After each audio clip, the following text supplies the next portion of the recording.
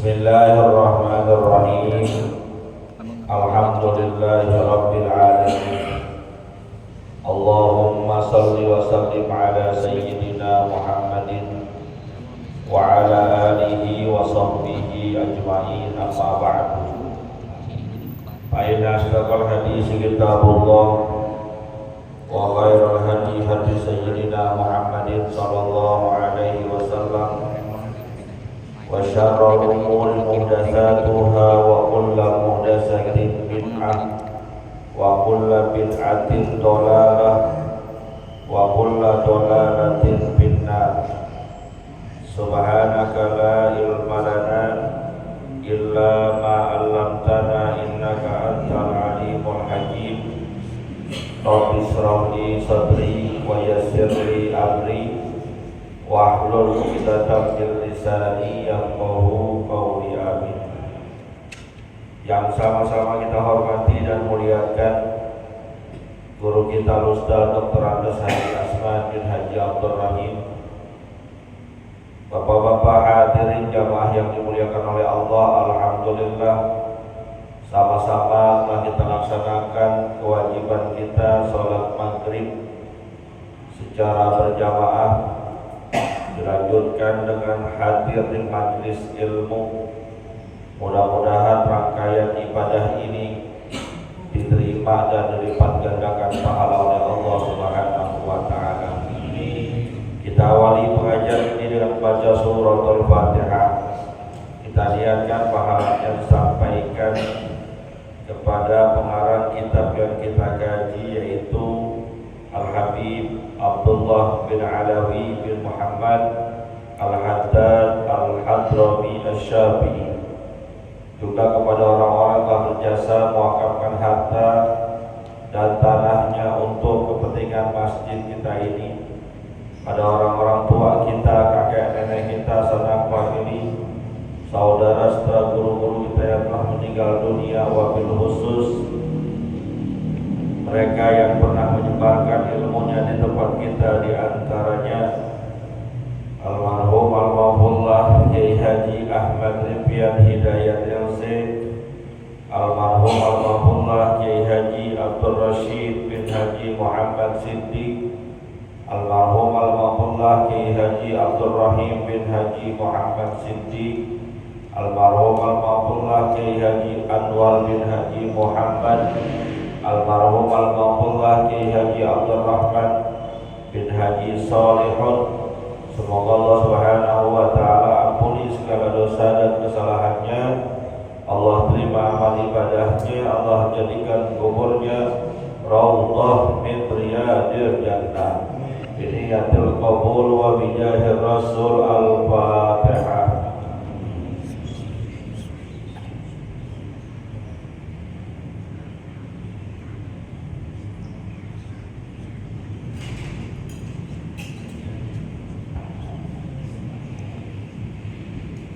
Melanjutkan bacaan kita.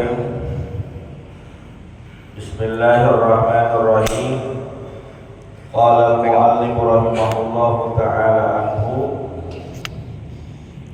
wa isbaghul wudu'i wa taslisuhu min ghairi waswasatin wa la israfin fa innal waswasata fit taharati was salati min amali syaitani yalbisu biha ala man qalla ilmuhu wa dha'ufa aqluhu, kama qala ba'du salafi al-waswasatu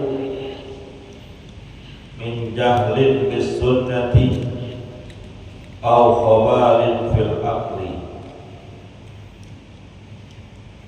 Waqad waradatil ahaditsu as-sahihah anna man tawadda'a fa ahsana al-wudu'a kharajat jami'u khatayahu min a'dha'ihi wa dakhala bis salati naqiyan minal zahabi. Wallahu a'lam. Lanjutkan pembahasan kita An-Nasaihud Diniyah wal Wasaya Al-Imaniyah karangan Al-Habib Abdullah Al-Haddad. Beliau mengatakan di antara perkara amalan yang merupakan bagian dari menjaga sholat dan mendirikan sholat adalah wa isbaghul wudu'i, menyempurnakan diri dalam hal yang berkaitan dengan mengambil air wudu kita, baik rukunnya, sunnahnya, dan juga adab-adabnya. Kadang orang sering menyepelekan urusan wudu karena dianggap kerjaan gampang, kerjaan ringan. Dia nggak tahu walaupun gampang dan ringan, tapi ada ketentuan-ketentuan yang harus dipenuhi. Seperti misalnya letaknya air atau sampainya air ke seluruh anggota tubuh kita. Yang sering terjadi zaman sekarang, wudu di keran. Ini saya sering contohkan, wudunya di keran. Kerannya udah dibuka, dia banget. Tapi ketika mencuci ataupun membasuh anggota tubuhnya sembarangan aja, dia ambil air yang banyak di kedua telapak tangannya, kemudian digabrosin aja gitu. Setelah digabrosin, air ke mukanya nggak diratain, cuma begitu doang. Padahal muka yang harus terkena air di anggota tubuh kita adalah seluruhnya, dari atas sampai bawah, dari kanan sampai kiri. Batasannya atas itu tempat tumbuhnya rambut normal, bawah adalah di bagian bawah dagu. Sementara lebar ke sampingnya adalah indil-indil, telinga kita yang kanan dan kiri, itu harus kena semua. Termasuk yang memiliki jenggot harus basah itu. Apalagi yang jenggotnya cuma tipis, cuma sedikit, maka bagian yang berada di dalam jenggot harus basah, kena air, digosok itu. Jangan cuma berkali-kali tapi enggak rata. Atau ketika mencuci tangan, membasuh tangan ataupun kedua kaki cuma sekedar begini-begini doang. Kaki juga cuma begitu-begitu doang. Bahkan yang sering orang yang bagian kaki cuma dengkul sama betisnya. Padahal yang wajib adalah telapak kakinya sampai kedua mata kakinya, di bagian pergelangan kedua mata kakinya, bukan dengkul sama betis. Dengkul sama betis nggak basah nggak apa-apa. Yang justru wajib adalah telapak kakinya dan jari-jarinya. Ini ketika ngambil air wudu cuma begini-gini doang. Padahal di bagian siku nggak kena. Tangan juga tuh, kan ada sela-sela jarinya, pastikan kena air. Maka di gosok tuh. Yang punya cincin, nih yang pakai cincin nih, diputer cincinnya. Jangan sampai bagian kulit yang berada di bawah cincin kita nggak kena air. Susah bosan, makanya resiko. Kalau nggak mau digitu-gituin, copot cincinnya. Hobi bosan, pakai. Tapi gila wudu puter-puter. Karena di bisa boleh jadi kalau yang ikatannya tidak terlampau kendor, area di bawah cincin kita nggak kena air saat wudhu ataupun saat mandi hadas besar. Sampai siku lebihin dikit, jangan di bawah siku nih. Apa ini? Di sini ada orang nih, ada di gini gitu bawah. Bukan sininya sini. Tuh lebihin. Maka kalau yang memang dia wudhunya berpakaian, naikin sampai melewati bagian sikutnya. Tuh. Atau copot sekalian, jangan sampai sini. Kalau pas sikut, tinggal kena air sikutnya ntar naikin. Tuh, sampai lewatin udah nih. Kalau udah lewatin, ngambil wudhunya dianjurkan lewatin lagi supaya tambah cahaya dari bekas wudhu kita. Nih, yang sering gak kena nih, karena kita posisi dulu tuh. Ini padahal nih wajib juga nih, perhatiin isbahul wudhu, sempurnakan wudhu kita. Kalau bagian kepala sih nggak harus rata semuanya, sedikit aja dari rambut kita, rambut yang berada di atas kepala terkena air itu sudah mencukupi dan memadai. Tapi rambut yang tidak berada di atas kepala kita, yang cuma itu yang kita basahi, nggak memadai. Misal cambang nih, cambang adanya di kepala apa di bagian muka. Kalau cuma begini doang enggak. Maka ada orang yang ketika wudhu sambil pakai peci diangkat, dia cukup di gitu doang, cukup nih bagian atas, bukan bagian sampingnya. Gini aja, nggak cukup sini. Atau yang rambutnya gondrong sampai sini, dia cuma diusap-usap begitu doang, nggak boleh. Yang diminta dibasuh itu bagian kepala, bukan rambut. Tapi karena rambut berada di atas kepala, maka memadai kena rambutnya aja. Bahkan kalau untuk mazhab Syafi'i, beberapa hal lainnya sudah cukup. Lagi yang rawan kaki, mohon maaf nih saya contoh ini, udut gini doang, digosok nih bagian-bagian jarinya nih.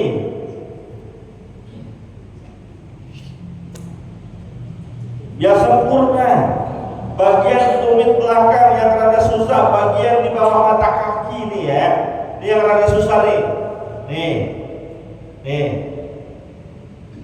rada susah nih, bawah mata kaki kita sama tumit belakang.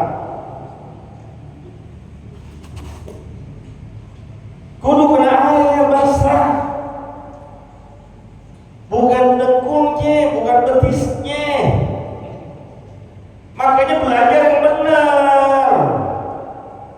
Ada majlis taklim nggak pernah hadir sih, giliran hadir ngobrol.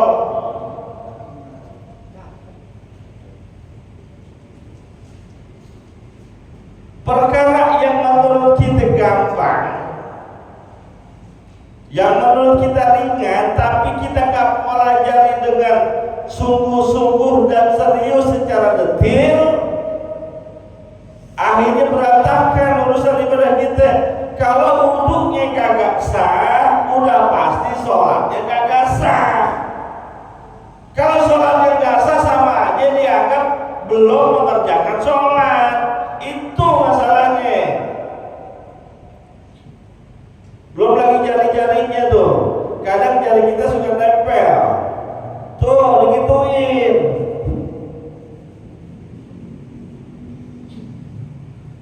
Belajar yang benar.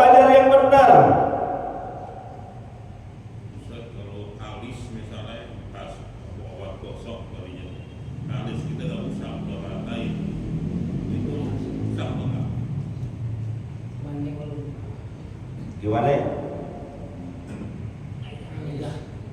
Kita pakai minyak gosok, pakai minyak kayu putih, pakai apa lagi? Yang sejenisnya dah. Terus wudu udah kita usahain, udah benar-benar kita usah-usah, cuma masih rada-rada berasa misalnya, ihtiyatnya jaga-jaganya, nih ihtiyatnya jaga-jaganya sebelum wudu bersihin dulu pakai sabun misalnya. Udah kelar pakai sabun, wudu, ketika wudu masih berasa juga tuh rasa-rasanya masih ada, itu udah dianggap memadai. Kenapa? Karena ihtiyatnya udah, termasuk saat itu belum sempat dicuci pakai sabun, tapi ketika wudu udah kita maksimalkan, sudah memadai. Seperti misalnya kita cat minyak gitu ya, terus ada tuh bekas-bekasnya dikit, tapi udah kita maksimalkan, cuma memang susah banget. Maka sesuatu yang sudah dimaksimalkan secara ihtiyat, dan ihtiyat kita itu sudah memadai. Tapi kalau belum diikhtiarkan, namanya minyak ya, minyak itu kan sama air nggak nyatu. Minyak, ketika tangan kita ada minyak nih, air nyampe gak ke kulit? Yakin gak nyampe? Yakin. Kalau ente yakin gak nyampe, rapi itu. Tapi kalau dia yakin nyampe, bosan nih, nyampe ke kulit, karena sifat minyak itu sama menyerap. Mohon maaf nih, ini saya pernah nanya nih ke guru saya, tekstur wajah saya berminyak. Tekstur wajah saya berminyak. Seandainya saya wudu, terus yang minyak di wajah saya itu mempengaruhi gak kualitas wudu saya? Jawaban dari guru saya enggak. Kenapa? Karena tetap walaupun tekstur minyak dengan air itu gak bisa bersatu, tapi air bisa masuk. Tapi tetap perlu diusahain, perlu di, apalagi muka.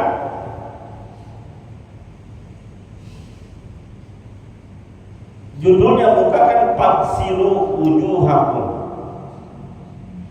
wa aydiyakum, termasuk tangan, cuci. Maka maksimalkan usaha itu harus. Seandainya kita udah usahain tapi kayaknya masih ada minyak, itu tidak mempengaruhi kualitas wudu kita. Seperti itu. Intinya yang penting maksimal. Jangan cuma timbang basah-basah doang. Jangan timbang kalau yang di rumah pakai gayung bang, ser. Ini kan di bagian ini bisa nggak kena nih. Kita ulur gitu nih, ini kan bisa nggak kena. Kaki gitu juga, karena kaki cuma diguyur-guyur doang, diadu doang gitu, nggak memadai. Bahasa Al-Qur'annya kan idza kuntum ila sholati faghsilu wujuhakum wa aydiyakum ilal marafiq wamsahu bi ru'usikum wa arjulakum ilal ka'bain. Ketika kamu mau wudu, cucilah muka kamu, cucilah kedua tangan kamu sampai sikut, basuhlah kepala kamu. Beda nih, saya bilang beda basuh dengan cuci. Dan cucilah kedua kaki kamu sampai mata kaki. Bahasanya cuci, bukan bahasanya basuh. Kalau bahasanya basuh, asal basah. nggak harus rata. Tapi ketika menggunakan bahasanya cuci, ya harus benar-benar maksimal, benar-benar maksimal mengusahakannya. Dan ini harus menjadi kehati-hatian, baik ketika kita wudhu di rumah ataupun ketika kita wudhu di masjid. Maka kalau kadang yang mohon maaf yang sudah rada berusia, wudhu sambil diri kan agak susah ya kadang-kadang. Yang agak susah nih yang sudah masuk usia, yang badannya besar kayak saya. Saya jujur wudhu udah mulai agak susah kalau udah urusan kaki. Siasati. Kalau masjid kita gede, cakep, layak, punya dana, bikinin model duduk, doain supaya ada duitnya. Saya lihat kemarin kayaknya kalau ditaruh tempat dibikin gitu ya, tempat duduk yang permanen buat duduk kita, kayaknya space-nya masih bisa. Sebetulnya kalau gitu insya Allah ada jalannya. Ntar saya ngomong sama ketua masjid, karena saya lihat ada beberapa orang yang mampir sholat ke kita itu ketika ngambil air wudhu agak susah, karena mungkin faktor usianya atau karena faktor berat badannya. Itu kalau berat badan kayak saya, nyuci kaki berat banget tuh. Beneran, kalau di tempat wudhu yang diri itu agak berat, kecuali ada undakannya gitu. Ini membantu untuk menyempurnakan wudhu kita. Wa isbahul wudhu. Jadi salah satu perkara yang bisa mendukung kita menjaga sholat adalah wudhunya yang bagus. Dari mulai rukun pertamanya, dari niatnya, terus basuh anggota wudhunya, sempurnakan. Maksudnya sempurnakan walaupun dia nggak menjadi kewajiban, tapi kerjain, meratakan aliran air ke rambut kita itu nggak wajib menurut mazhab Syafi'i, walaupun terdapat mazhab yang lain yang mengatakan wajib. Maka termasuk isbahul wudhu, ratain juga, walaupun sebagian sah. Telinga walaupun nggak wajib, sunnah, habis pala kita langsung kaki nggak apa-apa, tapi tidak dikategorikan sebagai isbahul wudhu kalau yang sunnah itu enggak. Maka ketika kepala itu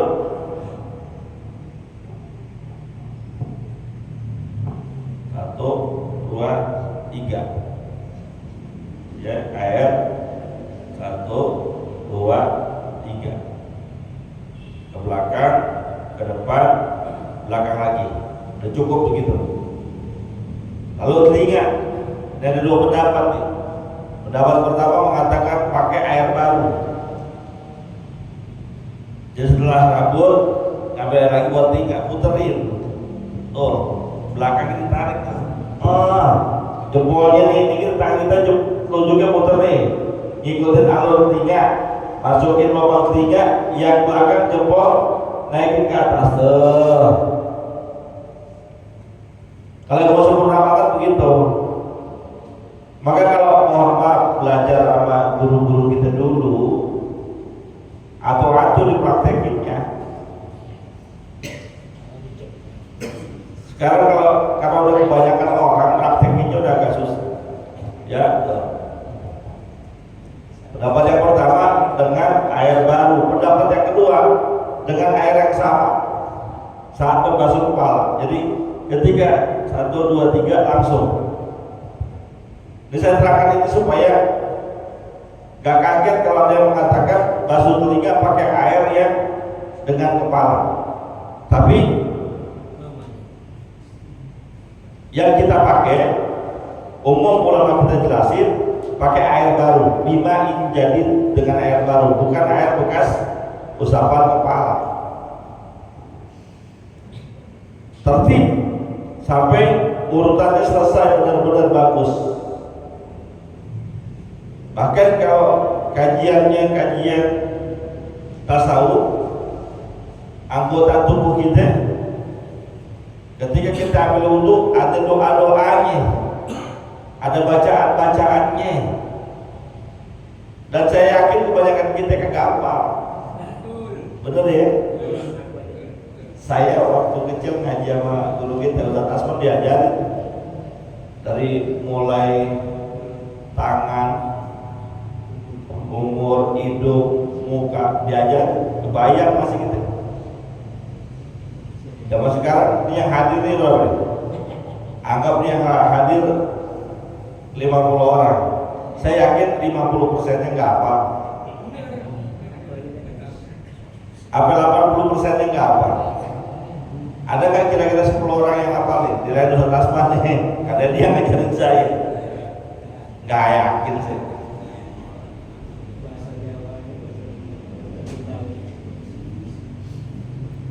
Ayo bener, kalau ada kapal saya tantangin. Selain Ustaz ya, yang hafal doa ketika masuk tinggal, ambil duit saya ini 50.000. Maju selain Ustaz. Ustaz gak ngajarin. Ada gak? Ini beneran nih. Maju sini. Gak ada kan? Tuh, orang gak pakai saya berani. Ini dulu udah kandungan keluar. Saya kalau ceramah di sekolahan dulu udah kandungan keluar, pantang masuk. Yang apa doa ketika mencuci kaki saat wudhu? Ayo. Gak ada apa juga. Sudah rezeki saya. Selain Ustaz, kalau Ustaz mah jangan ditanya kan. Selepas itu termasuk isbabul wudhu, setelah selesai komplit tertib, sempurnakan dengan doa setelah wudhu. Kalau doa setelah wudhu mau pada apa kali ya? Pada apa ya ya? Apaan? Bapak wudhu nih, habis wudhu doa nggak? Apaan doa? Iya, anjurannya selepas wudhu keluar dulu dari tempat area wudhunya. Kenapa? Khawatir gabung dengan kamar mandi. Keluar dulu ngadep kiblat, angkat tangan. Apa doanya? Asyhadu an la ilaha illallah wahdahu la syarikalah wa asyhadu anna sayyidana. Terus Allahumma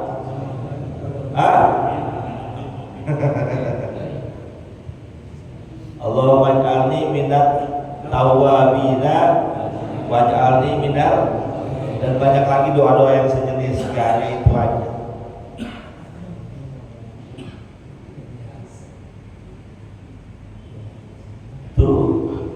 Tuh isbagul wudhu tuh begitu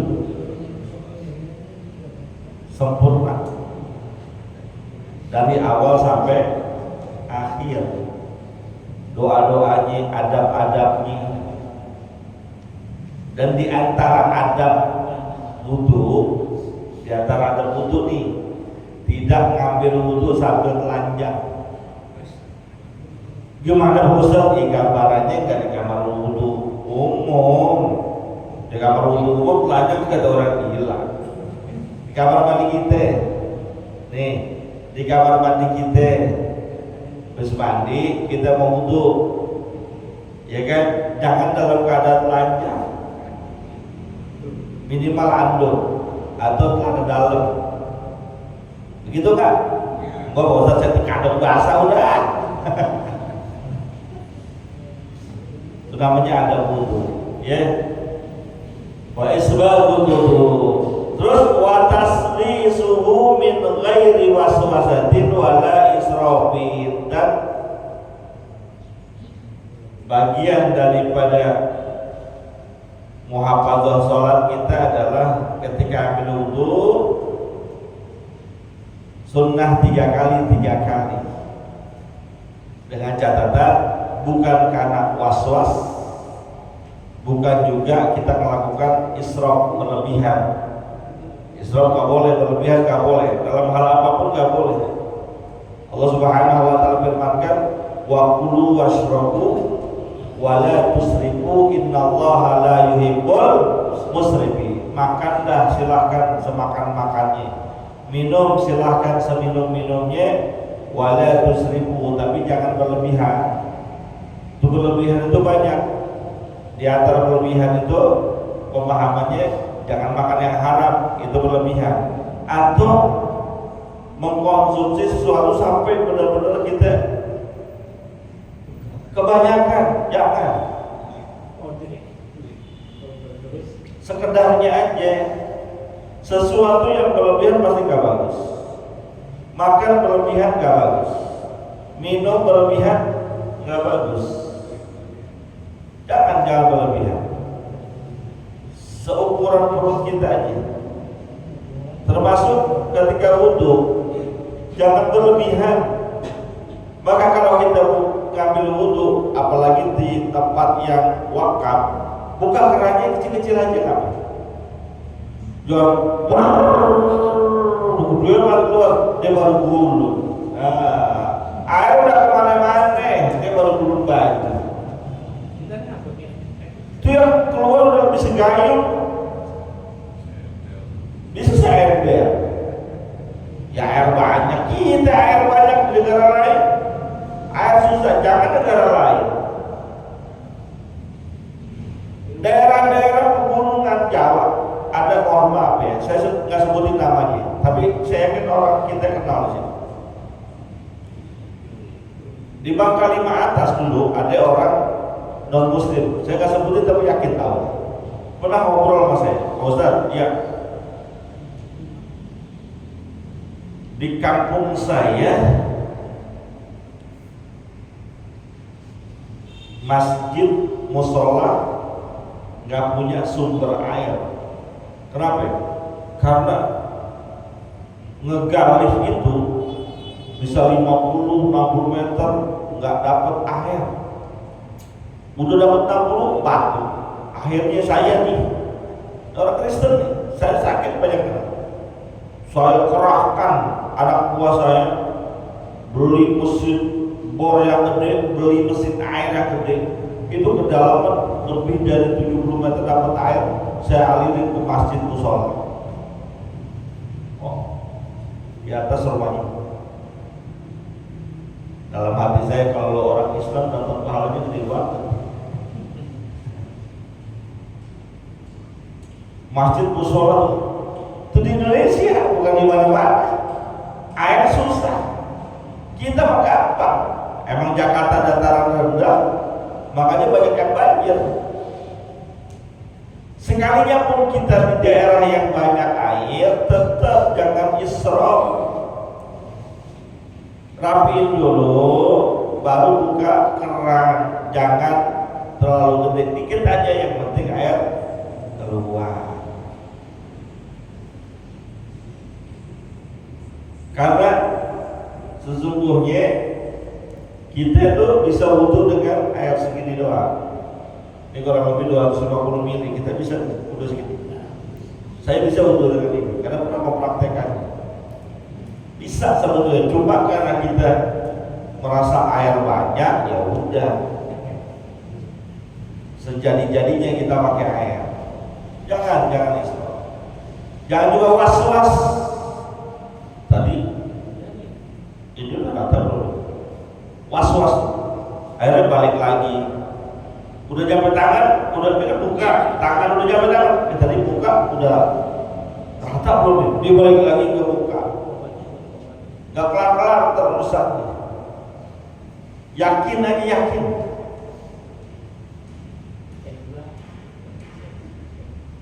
Karena al-yaqinu la yuzalu bisyakki, keyakinan itu tidak bisa dihilangkan dengan keraguan. Kalau kita udah yakin, maka walaupun mungkin haknya belum sempurna, tapi kita udah berusaha semaksimal mungkin dengan keyakinan kita, maka itu sudah dianggap sempurna. Yakin, jangan ragu-ragu.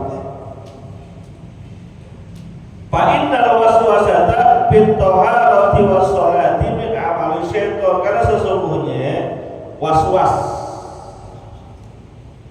dalam bersuci, ngambil air wudu, dan juga dalam pelaksanaan sholat termasuk dari perbuatan setan. Makanya sebelum sholat fokus, ulama kita ngajarin tuh baca ta'awuz, auzubillahi minasyaitonir rajim, baca qul a'udzu birabbin nas. Ini ulama dulu nih. Tuh kalau imam-imam dulu tuh, ya kita masih kecil ingat menghadap. Walaupun gak pakai speaker begini, sebelum takbir selain diminta lurus, istawu sufufakum, dikadap kiblat baca doa auzubillahi minasyaitonir rajim, bismillahirrahmanirrahim, auzubillahi minas malikin nas ilahin nas min syarri waswasil nas alladzi yuwaswisu fi sudurin nas. Saya ingat almarhum orang tuanya Pak Haji Saron itu kalau mau imam, beliau almarhum orang tuanya Haji Saron itu imamnya di sini. Haji Adi ya namanya ya, imam di sini. Beliau imam sih, saya masih bocah-bocah, masih suka bercanda di belakang. Terus beliau kalau mau imam begitu, kok ngaji sini, bapaknya Kiai Abdul Rasyid itu juga begitu. Ya, kadang kiblat, auzubillahi minasyaitonir rajim, bismillahirrahmanirrahim, kita baru sholli fardhu Allah. Kenapa? Kan Rasul nggak contohin, Rasul nggak ngajarin, bid'ah dong. Makanya sering saya katakan, sesuatu yang tidak diajarkan dipraktikkan Rasulullah belum tentu bid'ah. Dalam perkara sholat kudu hilang waswas. Waswas itu dari setan. Maka cara mengusir setan diantaranya baca ta'awuz, baca qul a'udzu birabbin nas, bentengin diri. Orang kita udah baca ta'awuz sama qul a'udzu birabbin nas aja sholat masih ngawang-ngawang. Betul nggak? Udah tahu dong bila bersyukur, udah kalau berbeda sudah usul dan mata Allahu Akbar. Mati berarti makan dari siang ternyata pikiran. Udah lagi lapar gitu di nama sholat jemaah, imamnya habis sholat dhalin amin. Wasiqal ladzina taqaw ila jannati zumara. Ya, dibaca surat panjang lagi. Orang perut lagi lapar. Ada yang begitu? Imam, kalau mau baca surat panjang gak apa-apa, tapi jangan banyak-banyak ayatnya. Kasihan jemaah. Kecuali jemaahnya udah kelotokan semua. Kalau jemaahnya masih umum, nih kira-kira nih, kalau saya baca surah panjang-panjang, bakalan guru tuh udah bacanya. Gak apa-apa surat panjang, gak apa-apa. Ya masa kita jadi imam bacanya tutup mulu. Tapi 2-3 ayat, atau ambil ujung-ujungnya, ujung surat Al-Hasyr. Ya Ustaz Pak Tony itu kalau imam, ya saya baca gak apa-apa. Ujung-ujungnya yang 3 ayat. Karena orang kampung kita kurang tapi kuat kalau dibawa yang panjang-panjang. Bener gak? Saya buktiin aja dah. Di sini 10 terakhir mau lebaran, berarti 10 terakhir Ramadan, Qiyamul Lail tuh bacaannya rada panjang. Paling sebaris setengah, yang bener ngikutin sholat dari awal terus. Emang segitu kemampuan kita akuin aja lah. Kecuali yang udah kelotokan, mau panjang sekalian juga nggak apa-apa. Dia mah mau pendek ikut, panjang ayo yang begitu. Jangan yang panjang-panjang banget, kasihan makmum kita. Yang pikiran terawang-rawang begitu. Karena kalau lagi sholat apa juga ingat dah. Lagi nggak sholat nggak keingetan, lagi sholat keingetan. Ada aja udah emang itu namanya waswasah minas syaitan. Kita bertaus dengan. Mau nanya Kak? Mangga silakan. Saya mau hampir mungkin ada yang kalau kita lagi pakai CD, tangan kita yang nyentuh alat kelamin batalin wudu nggak Kak? Kita pakai CD. Iya CD. Ya, terus Tangan kita nyentuh alat kelamin. nyentuh di atas CD berarti. Apa di dalam CD? Ya pokoknya sekitar alat kelamin kan kalau nyari pakai CD strip gitu kan. Ya, ini mohon maaf nih, saya contohin aja ya. Ini kemaluan kita. Ya. Ini CD. Ya, di CD nih. Terus kita pegang nih. Batal nggak? Enggak. Karena ada halangan hail yang membuat batal bila hailin, baik kemaluan kita ataupun kemaluan orang, termasuk kemaluan bocah kita. Bocah kita dulu, bocah kita kencing, kita cebokin, kan kemaluan kita, kemaluan dia batal, termasuk kemaluan jenazah, Kemaluan kita sendiri. kemaluan kita sendiri. Kalau ada alingan celana dalam, sini nggak ngerti lagi. Celana masih ada celana dalamnya nggak batal. Kita kan lagi polos, lagi pakai CD. Lagi pakai CD. Pakai Oh. CD kan udah andukan nih, udah wudu. Udah kandukan, udah wudu pakai CD, nyenggol. Sekarang pertanyaan yang nyenggol yang mana? Karena yang dianggap membatalkan ini bagian yang putih dari telapak tangan kita. Oh, yang batal ini. Nih, kalau yang kesentuh nih, kita udah wudu, gatel banget, kita gosok pakai gini nih, nggak batal. Ini. Yang termasuk menyentuh ini nih, bagian yang putihnya, bukan bagian telapak. Sekarang kita udah wudu, pakai sini, naikin, nyentuh, yang tersentuh itu bagian mana sekarang? Kan kita yang merasa, yang itu bagian dalamnya batal, cuma jempolnya bosan keluarnya nggak batal. Jadi nih bagus pertanyaannya, pintar berarti ente ngaji. Nih, Soalnya kan kalau pakai kan gini ya. iya, Seret. iya. Cuma nggak yakin nih, karena saya nggak tahu. Tahu nggak ya? Gitu cuma. Makanya nanya, cakep. Iya, bagus, Om Vito. Jadi yang batal itu adalah baik kemaluan depan maupun kemaluan belakang. Jelas ya? Ini nih bagian lapak depan. Kalau belakangnya enggak. Saya contohnya kalau gatel ente gusap-gusap pakai ini, nggak apa-apa. Ya tapi kan daripada ragu jadi wudu lagi ya. Gitu ya. Jadi wal waswasatu min amalis syaiton. Perkara waswas itu adalah bisikan-bisikan setan yang membuat kita ragu dengan wudhunya ataupun dengan sholatnya. Pak Ustaz, saya lagi sholat, terus tahu-tahu begini, tadi gua wudhu udah benar apa belum ya? Tangan tadi udah kebasuh apa belum? Maka ketika itu ambil yang dia yakin, kayaknya belum, batalin sholat. Ambil yang yakin. Jadi keputusan hukum fikih bil bina alal yakin, dibangun atas dasar keyakinan kita. Sama dengan ketika kita ragu jumlah rakaat sholat kita, ini rakaat 3 apa 4, maka ambil dengan yang penuh keyakinan. Kalau 3 apa 4 yang kemungkinan belum itu kan 4, berarti kita ambil yang 3. Ya 3 berarti. Ternyata ketika kita jadi imam salah, ya udah ditegur ame makmum, subhanallah. Kalau udah ditegur turun. Tapi ditegur kagak ngerti, biarin aja. Karena ada imam ditegur kagak ngerti. Ya mungkin dia yakinnya memang menurut keyakinannya baru 3. Subhanallah terus aja. Subhanallah 3 kali batasannya.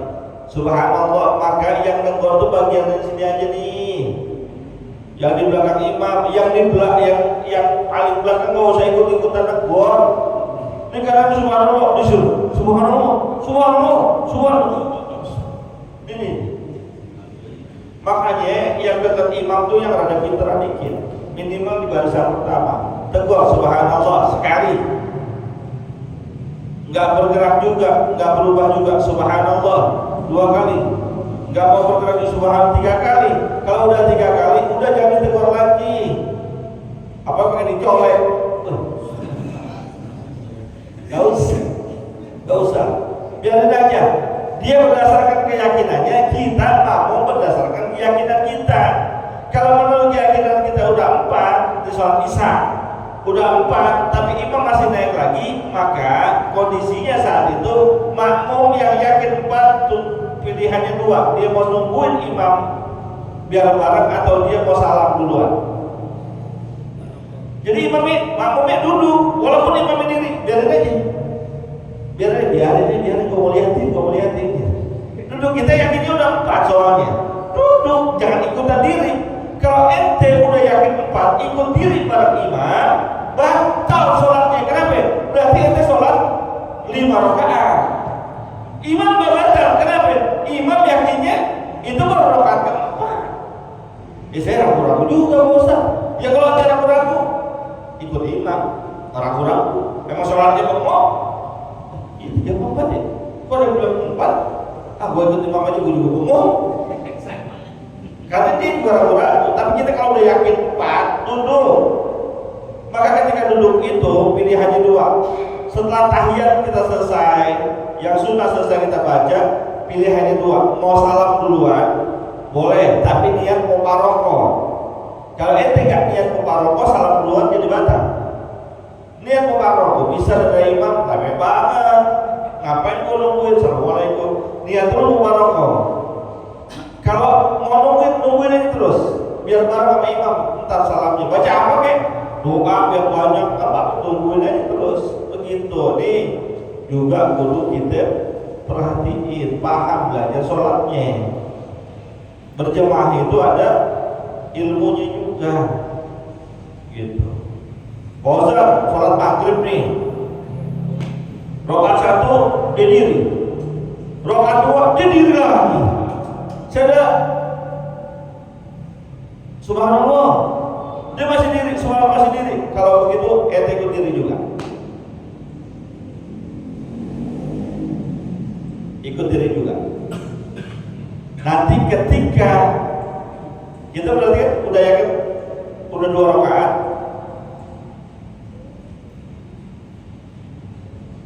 makmum udah yakin udah 2 rakaat, imam mungkin masih yakin 1. Maka ketika duduknya imam nganggap kedua, kita udah ketiga. Karena duduk tasyahud awal itu bukan rukun, tapi sunnah abad. Ntar ganti pakai sujud sahwi sama dengan kunut. Jangan tetap duduk, biar aja bang. Tinggal hitung-hitungan rokaatnya, begitu. Ya, untuk panjangan ini udah bisa lewat. Mudah-mudahan ada manfaatnya. Terima kasih kita umur panjang, sehat, afiat. Ngaji tinggal berapa kali lagi soalnya. Maret awal insya Allah ada Ramadan, kayaknya awal Februari atau awal Februari terakhir taklim kita, karena nanti ada penutup masa rentak di tanggal 15 Februari. Allah kasih umur panjang, badan sehat, tetap iman, bisa masuk Ramadan, bisa ibadah. Doain keluarga kita, guru-guru kita yang sedang sakit, yang termasuk Ustaz istri juga lagi sakit. Allah kasih kesehatan, Allah pulihkan kembali kebugarannya, bisa beraktivitas sebagaimana biasa. Ini guru-guru kita lagi pada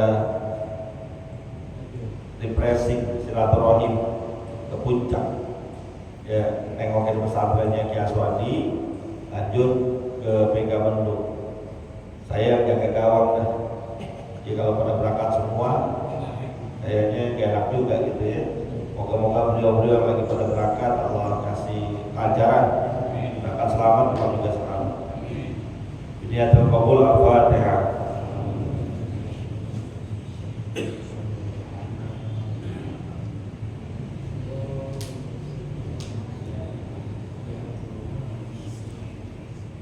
Qala Rasulullah sallallahu alaihi wasallam abdul ma'budu ana wan nabiyyuna min qabli la ilaha illallah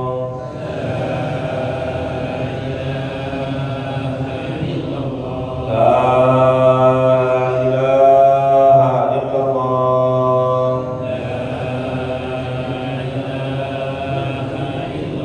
la